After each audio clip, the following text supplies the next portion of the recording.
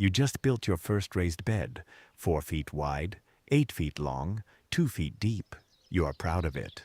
It looks professional, sturdy, ready to grow food. Then you start researching what to fill it with, and you see the price, $250, just for soil, for one bed. Suddenly your dream of affordable homegrown vegetables feels like an expensive hobby for rich people. But what if I told you that filling a raised bed the way garden centers want you to is exactly backwards? That there is a method used by old-time gardeners that costs $30 instead of $250 and actually produces better results? Today, you will learn the exact formula for filling any size raised bed using mostly free materials you already have or can get for nothing. You will understand why the expensive bagged soil approach is not just costly, but actively harmful to plant growth. And by the end, you will have a step-by-step system that works whether you are building one bed or 20. But to see why this works, you need to hear the whole story, because each layer in this system serves a specific biological function, and only when you understand the complete structure will you realize why dumping expensive soil into an empty box is the worst possible choice. Let us start with the math that makes most people quit before they start. A standard raised bed is 4 feet wide by 8 feet long by 2 feet deep. That is 64 cubic feet of volume. 1 cubic yard equals 27 cubic feet. So you need about 2.4 cubic yards of material to fill that bed. Now go price bulk soil at a garden center. In most areas, quality garden soil costs $50 to $80 per cubic yard delivered. For our bed, that is $120 to $200 just for soil. If you go the bagged route, it gets worse. A 2 cubic foot bag of raised bed soil costs about $10 to $15. You would need 32 bags, that is $320 to $480 for one bed. This is insane, and it is designed to be insane. The garden industry wants you dependent on their products. They want you to believe that good soil comes in bags and trucks, not from understanding how soil actually works. The alternative is a layering method that old European gardeners called lasagna gardening or sheet composting. The principle is simple. You do not fill the entire depth of the bed with premium soil. You only put premium soil where plant roots actually need it, in the top third. The bottom 2/3 are filled with organic materials that decompose over time, creating soil as they break down. This serves multiple functions. It drastically reduces cost because you use free materials. It improves drainage because the lower layers are chunky and allow water to flow. It creates a slow-release nutrient system because decomposition releases minerals gradually over years. And it reduces the weight of the bed, which matters if you are building on a deck or patio. A bed filled entirely with dense soil weighs over a ton. A lasagna bed weighs half that. Here is the exact formula. Bottom layer, 40% of total depth. This is your foundation. It consists of woody material and carbon-rich organic matter, logs, branches, sticks, wood chips, cardboard, newspaper, straw, dry leaves, anything that decomposes slowly. The purpose of this layer is volume displacement and long-term nutrient storage. As wood rots, it becomes a sponge. It holds water. It holds nutrients. It becomes habitat for beneficial fungi and bacteria.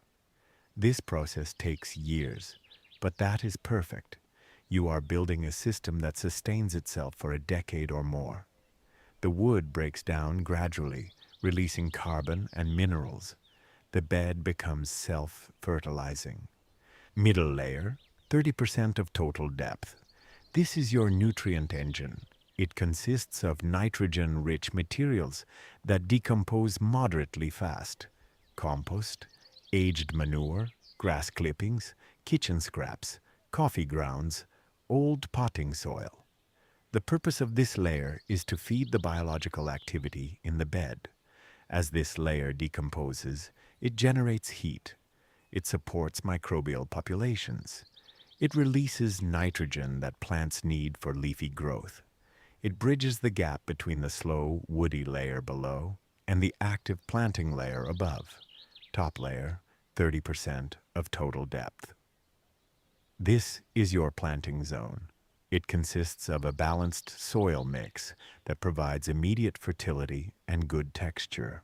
The classic formula is Mel's Mix, developed by Mel Bartholomew for square-foot gardening. 1/3 peat moss or coconut coir, 1/3 vermiculite or perlite, 1/3 mixed compost. This blend is light, fluffy, moisture retentive, and nutrient rich. Plants love it.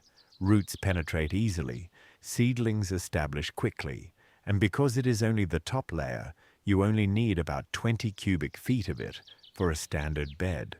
That is achievable and affordable.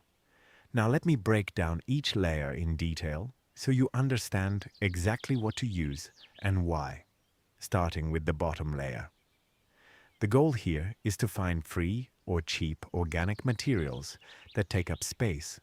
The best option is logs and branches. If you have trees on your property, use pruning waste. If you do not, check with tree service companies. They often have piles of logs and brush they need to dispose of. Offer to take it off their hands. You will be doing them a favor. Lay the logs and branches directly on the ground at the bottom of the bed. Do not worry about them being whole. Do not chop them into small pieces, just pile them in. The gaps between logs create air pockets. Air pockets allow drainage and root penetration. As the wood rots, it shrinks and compacts. This is expected. The bed will settle over the first year. That is fine. If you do not have access to woody material, use cardboard, lots of it. Flattened moving boxes, shipping boxes, anything corrugated. Avoid cardboard with glossy coating or excessive tape. Plain brown cardboard is best. Soak it in water first to make it easier to shape and to speed decomposition. Layer it thick. 6 to 12 inches of compressed cardboard will decompose into rich humus over 2 years. It is essentially pre-composted paper. Another option is straw bales, not hay, which contains weed seeds. Straw. Old straw bales that are past their prime for animal bedding can often be had for free or cheap from farms. Break them apart and layer them in the bottom of the bed. Straw rots slower than you would think. It takes 2 to 3 years to fully break down. During that time, it holds structure and creates air pockets. Fall leaves are another excellent bottom layer material, but only if they are shredded or mixed with coarser material. Whole leaves mat down into a slimy anaerobic layer that repels water. Shredded leaves, however, create a fluffy, breathable medium. If you have a lawn mower with a bag attachment, run it over piles of dry leaves. The mower chops them into confetti. Use that. You can also mix whole leaves with branches and twigs. The twigs create structure. The leaves fill the gaps. Together they decompose into leaf mold, one of the best soil amendments nature produces. One material you must avoid in the bottom layer is fresh wood chips or sawdust. Fresh wood chips are fine if they are composted first, but raw, fresh chips rob nitrogen from the soil as they decompose. Bacteria need nitrogen to break down carbon. If there is no nitrogen available in the wood itself, bacteria pull it from the surrounding soil. Your plants suffer. They turn yellow. They stunt. This is called nitrogen immobilization. It lasts for months until the wood has decomposed enough to release its nitrogen back. If you are using wood chips, age them for 6 months first. Pile them up. Let them sit. Let the initial decomposition phase pass. Then use them. Another material to avoid is treated lumber scraps. painted wood, or construction debris. Treated lumber contains chemicals like arsenic or copper that leach into soil and harm plants. Painted wood contains lead and other toxins. Construction debris often includes nails, screws, concrete chunks, and synthetic materials that do not decompose. None of this belongs in a garden bed. Stick with clean, natural, organic materials. Now the middle layer, this is where you add fertility. The best material is compost. If you have been composting kitchen scraps and yard waste, use that. A standard 4x8 bed needs about 20 cubic feet of compost for the middle layer. If you do not have your own compost, you have options. Many municipalities offer free compost to residents. It is made from yard waste collected at the curb. Check with your local waste management department. The quality varies, but it is free and it works. Another option is buying bulk compost from a landscape supply yard. This is cheaper than bagged. A cubic yard of bulk compost costs $20 to $40, depending on your area. You would need less than 1 cubic yard for the middle layer, so the cost is manageable. Aged manure is another excellent middle layer material. Chicken, cow, horse, rabbit. Any herbivore manure that has been composted for at least 6 months. Fresh manure is too hot. It burns plants, but aged manure is gold. It is rich in nitrogen, phosphorus, and potassium. It is full of beneficial microbes, and it is often free. Farmers and horse stables frequently give away aged manure because they have too much. Bring bags or a truck. Load up. Take as much as you can use. The manure does not need to be perfect. It can have some bedding mixed in. Straw, wood shavings. That is fine. It all decomposes. If you cannot get compost or manure, you can create the middle layer from fresh organic materials. Grass clippings, if you have a lawn, kitchen scraps, vegetable peelings, coffee grounds, eggshells, garden waste, all plants that are not diseased or seedy. Layer these materials green and wet. As they decompose in place, they become compost. This is slower than using finished compost, but it works. Just make sure to mix in some dry material, shredded paper or dry leaves, to balance the moisture. Too much wet green material compacts and smells. The dry material keeps it aerated. One thing to note about the middle layer, it will shrink a lot. Fresh organic material is mostly water and air. As it decomposes, it loses volume. A 12-inch layer of fresh material might compact down to 4 inches after a few months. This is why you build the layer thick initially. And this is why the bed will settle over the first year. It is not a problem. It is the system working. As the material compacts, you can add more on top. Top dress with compost or mulch. The bed will stabilize after the first season. Now the top layer. This is where you invest your money. Because this is where plants root. This is where seeds germinate. This needs to be high quality. The formula I recommend is Mel's Mix. 1/3 peat moss or coconut coir. 1/3 vermiculite or perlite. 1/3 compost. Let me explain each component. Peat moss is partially decomposed sphagnum moss harvested from bogs. It is lightweight, moisture retentive, and slightly acidic. It holds water like a sponge, but does not compact. The downside is that peat bogs are not renewable. Harvesting peat damages ecosystems. If this concerns you, use coconut coir instead. Coir is made from coconut husks. It is a waste product of coconut processing. It has similar properties to peat, but is sustainable. It costs slightly more, but works just as well. Vermiculite is a mineral that has been heated until it expands into lightweight flakes. It holds water and nutrients. It improves aeration. Perlite is volcanic glass that has been heated until it pops like popcorn. It is white and lightweight. It improves drainage and prevents compaction. Either works. Vermiculite is better for moisture retention. Perlite is better for drainage. Choose based on your climate. Dry climate, use vermiculite. Wet climate, use perlite. Compost in the top layer adds nutrients and biology. Use the best compost you can get. Well-aged, dark, crumbly, earthy smelling. This is not the place to use rough, half-finished material. If you are buying compost, get bagged compost from a reputable brand. Or get screened compost from a landscape supplier. It costs more than bulk compost, but the quality matters here. To mix Mel's Mix, you need to measure by volume, not weight. Use a 5-gallon bucket as your unit. For a standard 4x8 bed with a 30% top layer, you need about 20 cubic feet total. That is roughly 10.5 5-gallon buckets, so you need 3.5 buckets of peat or coir, 3.5 buckets of vermiculite or perlite, 3.5 buckets of compost. Mix them together in a wheelbarrow or directly in the bed. Do not try to mix them dry. Wet the peat or coir first.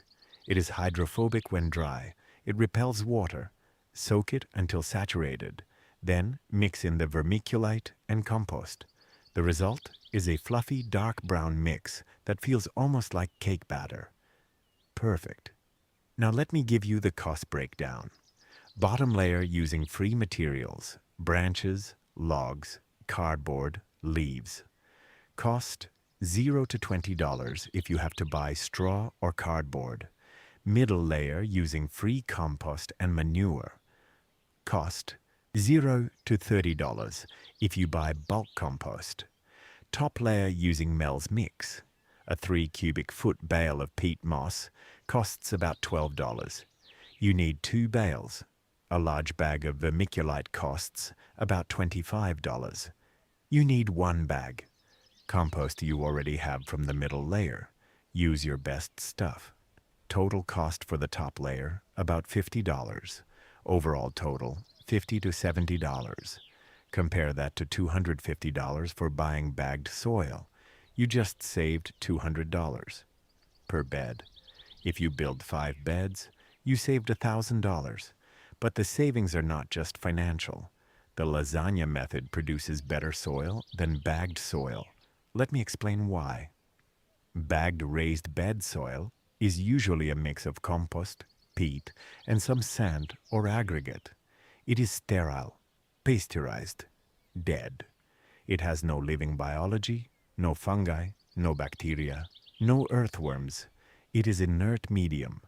Plants grow in it, yes, but they do not thrive. They depend entirely on you adding fertilizer because there is no biological system to cycle nutrients. The lasagna bed, on the other hand, is alive from day one. The decomposing wood hosts fungi.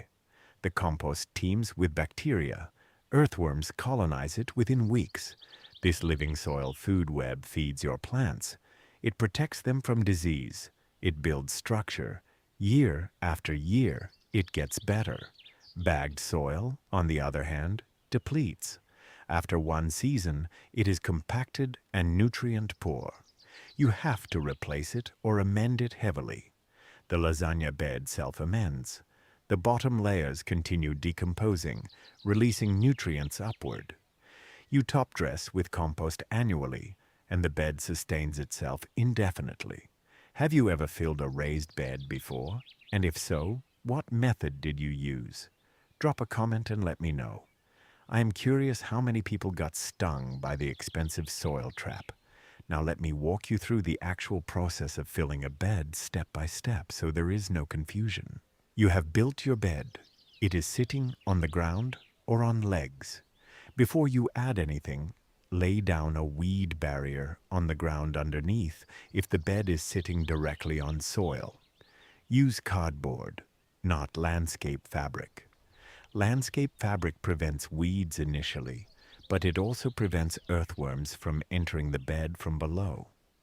Cardboard stops weeds just as well, but it decomposes. Earthworms can move through it. Lay down 3 to 4 layers of overlapping cardboard. Wet it thoroughly. This becomes part of your bottom layer. Now start layering. Begin with the chunkiest material. Logs and large branches. Place them lengthwise along the bottom. Fill the gaps with smaller branches and twigs. You are creating a loose matrix. Do not pack it tight. Leave airspace. If you are using cardboard or straw instead of wood, soak it first. Layer it 6 to 12 inches thick. Compress it slightly, but do not crush it. You want structure, not density. On top of the woody layer, add a transition material. This can be wood chips, shredded leaves, or straw. Something medium-sized that bridges the gap between chunky wood and fine compost. This layer is optional but helpful. It prevents the compost from sifting down into the gaps between logs. A 2 to 4 inch transition layer is sufficient. Now, add the middle layer. Dump your compost or manure on top. Spread it evenly. Aim for 8 to 12 inches thick. If you are using fresh green materials instead of finished compost, layer them now. Grass clippings, kitchen scraps, garden waste. Mix in some dry material to keep it balanced. Water this layer thoroughly. Moisture is critical for decomposition. Dry material just sits. Wet material rots and turns into soil. Finally, add the top layer. Mix your Mel's mix separately in a wheelbarrow or tarp. Do not try to mix it in the bed. You will not get it even. Once mixed, spread it over the middle layer. Aim for at least 6 to 8 inches thick at the top. Smooth it with a rake. You are done. The bed is ready to plant immediately. Do not wait for it to settle. Do not wait for decomposition. The top layer is finished soil. It supports plants from day one. One concern people raise is whether planting directly in fresh lasagna beds will harm plants because of decomposition. The answer is no, as long as you follow the formula. The decomposition happens in the lower layers. The top layer is stable. It does not rob nitrogen because it is finished compost and inert amendments. The heat generated by decomposition in the middle layer does not reach the surface. It dissipates into the surrounding air and soil. I have planted tomatoes, peppers, lettuce, and beans in freshly filled lasagna beds dozens of times. They thrive, no burning, no stunting, just vigorous growth. Over time, the bed will settle. This is normal. The first year, it might drop 3 to 6 inches as materials compact and decompose. Top it up with more compost or Mel's mix. By the second year, settling slows. By the third year, it stabilizes.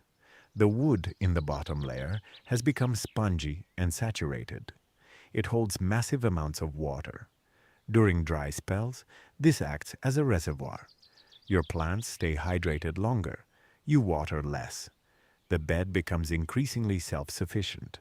Another benefit of the lasagna method is that it works for any bed size. Small bed, 2 by 4. Same formula. Just scale the quantities. Large bed, 4 by 12. Same formula. Bigger quantities. The ratio stays the same.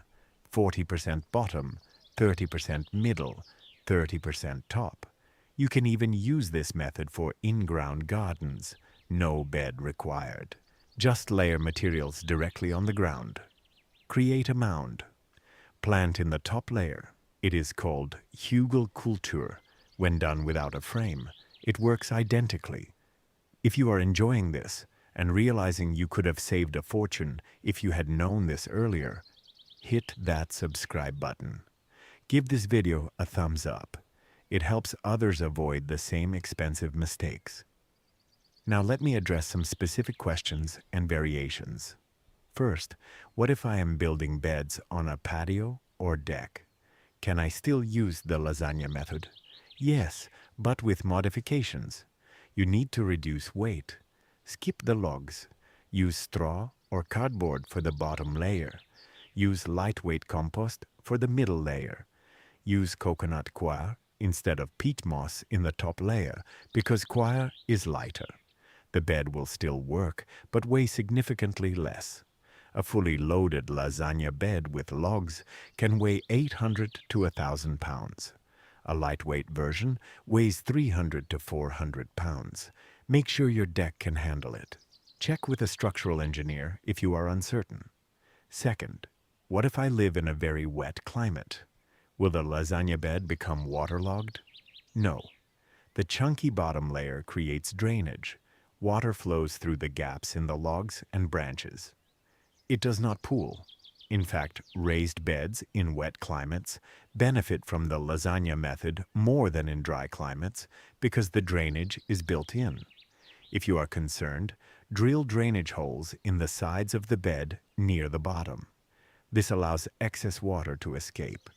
Third, what if I live in a very dry climate? Will the bed dry out too fast? The opposite is true. The wood in the bottom layer acts like a sponge. It holds water and releases it slowly. The peat or coir in the top layer also retains moisture. Lasagna beds in dry climates often need less water than beds filled entirely with soil. The key is to mulch the surface. A 2 to 3 inch layer of straw or wood chips on top of the planting layer reduces evaporation dramatically. Water deeply but infrequently. The bed will hold it. Fourth, can I plant root vegetables like carrots and potatoes in a lasagna bed? Yes. The top layer needs to be deep enough for the roots to develop. For carrots, 6 to 8 inches of top layer is sufficient. For potatoes, you want at least 12 inches. If your top layer is not thick enough initially, add more as the season progresses. For potatoes, you can hill up with compost or Mel's mix as the plants grow. The roots will stay in the top layer. They will not penetrate into the decomposing middle layer, and if they do, it is fine. Decomposed compost is excellent for root development. Fifth, what about perennials? Can I plant fruit bushes or asparagus in a lasagna bed? Absolutely. Perennials actually benefit from lasagna beds more than annuals because they have time to develop deep roots that access the nutrients in the lower layers. Asparagus roots can grow 3 feet deep. In a lasagna bed, they penetrate through the top layer into the middle layer as it decomposes. They access nitrogen and minerals over many years. Berry bushes like blueberries and raspberries love lasagna beds. The acidic peat or coir in the top layer suits them. The moisture retention helps them through dry periods, and the slow nutrient release supports steady growth without the boom and bust cycle of synthetic fertilizers. Sixth, do I need to add fertilizer to a lasagna bed? Not immediately. The compost and decomposing materials provide plenty of nutrients for the first season. In subsequent seasons, top dress with compost annually. This replenishes the top layer and adds slow-release nutrients. If you grow heavy feeders like tomatoes or corn, you can side dress with compost or a balanced organic fertilizer mid-season. But the base fertility of a lasagna bed is high. You will use far less fertilizer than in a bed filled with sterile soil. Seventh, can I reuse soil from old pots in a lasagna bed? Yes. Old potting soil is perfect for the middle or top layer. It is already broken down. It has organic matter. Even if it is depleted and compacted, mixing it into the lasagna bed rejuvenates it. The biology from the compost and decomposing wood colonizes the old potting soil and brings it back to life. Do not throw away old potting soil. Dump it in your lasagna beds. Eighth, what if I do not have access to compost or manure? Can I still build a lasagna bed? Yes, but it takes longer. Use only woody material and leaves for the bottom layer. Use grass clippings, kitchen scraps, and garden waste for the middle layer. Let it decompose for 3 to 6 months before planting. The bed will become its own compost pile. By the time the materials have broken down enough to plant, you will have rich, dark soil. This is slower than using finished compost, but it works and it is completely free. Ninth, can I add biochar or rock dust to a lasagna bed? Yes. Biochar is charcoal made from burning wood in a low-oxygen environment. It is extremely porous. It holds nutrients and water. It hosts beneficial microbes. Adding biochar to the bottom or middle layer enhances the bed's long-term fertility. Rock dust is finely ground rock that provides trace minerals. Granite dust, basalt dust, glacial rock dust.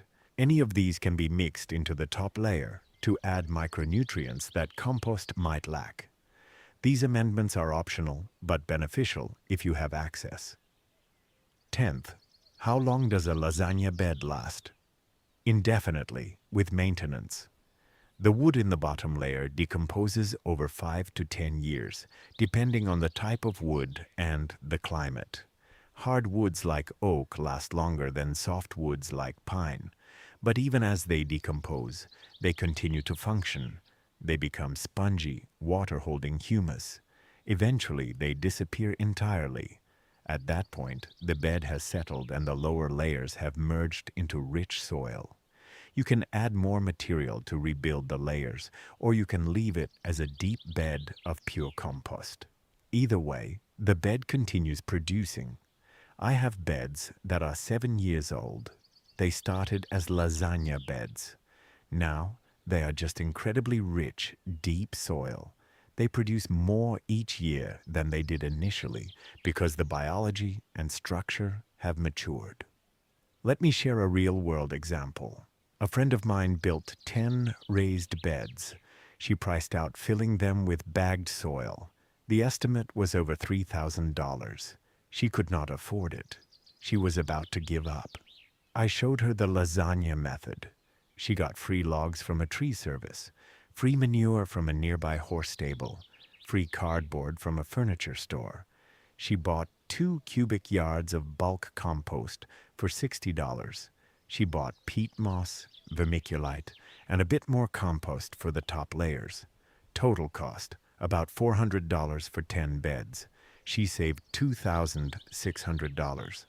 And her beds outperformed her neighbors' beds that were filled with expensive soil. Her tomatoes were bigger. Her lettuce was more vibrant. Why? Because her soil was alive. It had structure. It had biology. It had everything plants need, not because she bought it, but because she built it. This is the core principle. Soil is not a product you purchase. Soil is a living system you create. The garden industry wants you to think otherwise because they cannot sell you a living system. They can only sell you dead inputs, bags of this, bottles of that. But when you understand that soil is organisms plus organic matter, plus minerals, plus air, plus water, you realize you can make it yourself. You do not need permission. You do not need a degree. You just need materials and time. The lasagna method is the fastest, cheapest way to create living soil in a raised bed. It is not a hack. It is how soil forms in nature. Forest floors are lasagna beds. Fallen logs on the bottom. Decomposing leaves in the middle. Humus on top. We are just replicating what nature has been doing for millions of years. And here is the beautiful part. Once you build lasagna beds, they teach you how soil works. You see the layers. You watch them change. You notice the fungi spreading through the wood. You see the worms moving between layers. You observe how plants grow differently in the living soil versus sterile soil. This knowledge changes how you garden. You stop thinking in terms of inputs and outputs. You start thinking in terms of systems and cycles. And that shift is worth more than any amount of money saved. One more thing I want to emphasize. The lasagna method is not all or nothing. You can adapt it to what you have. Maybe you can only afford a thin top layer this year. Fine. Start with 4 inches of Mel's mix instead of 8. Next year, add more. Maybe you do not have access to logs. Use cardboard and straw. The bed will still work. Maybe you can only get low-quality compost. Use it anyway. The biology will improve it. The point is to start, to build something, to stop waiting until you can afford the perfect setup. Because perfect is the enemy of done. And a lasagna bed filled with imperfect materials is infinitely better than an empty bed you cannot afford to fill. So here is your action plan. Measure your bed. Calculate the volume. Do not guess. Measure. Length times, width times, depth in feet. That gives you cubic feet. Divide by 27 to get cubic yards if you are buying bulk materials. Now source your materials. Bottom layer first. Walk your property. What do you have? Branches from pruning, old cardboard boxes, bags of leaves from last fall. Use it all. Next, middle layer. Do you compost? Use that. Do you know someone with horses or chickens? Ask for manure. Check your city's waste management. Many give away compost. Get creative. Finally, top layer. Buy what you need. Peat or coir, vermiculite or perlite. Compost if you do not have enough. Price it out. I guarantee it will be less than buying soil. Set aside a weekend. Saturday, build the bed if you have not already. Sunday, fill it. It is not complicated. It is just layering. Logs, compost, soil mix. Water each layer as you go. By Sunday evening, you will have a bed ready to plant. You will have saved hundreds of dollars, and you will have started a living system that will feed you for years. Before we wrap up, I want to ask you directly, are you going to try the lasagna method, or are you still tempted to buy bagged soil because it seems easier? Be honest in the comments. If you have concerns or questions, share them. I will respond. This is not just a video. It is a conversation. We are all learning. We are all figuring out how to grow food without going broke. And if this information saved you money or opened your eyes to a better way, subscribe to this channel. Hit that like button. Share this video with anyone planning to build raised beds. Because every person who learns this is one less person wasting money on bagged soil. Every lasagna bed built is a small victory against the industrial system that profits from our ignorance. This is how we change things, not by protesting, by knowing, by doing, by sharing. The materials are waiting. The bed is waiting. The choice is yours. But I will tell you this, a year from now, when you are harvesting buckets of tomatoes and baskets of greens from beds that cost you $50 instead of $300, you will look back and wonder why you ever considered doing it any other way. The lasagna method is not just cheaper, it is better. And now you know exactly how to do it. So go build something. Your garden is calling.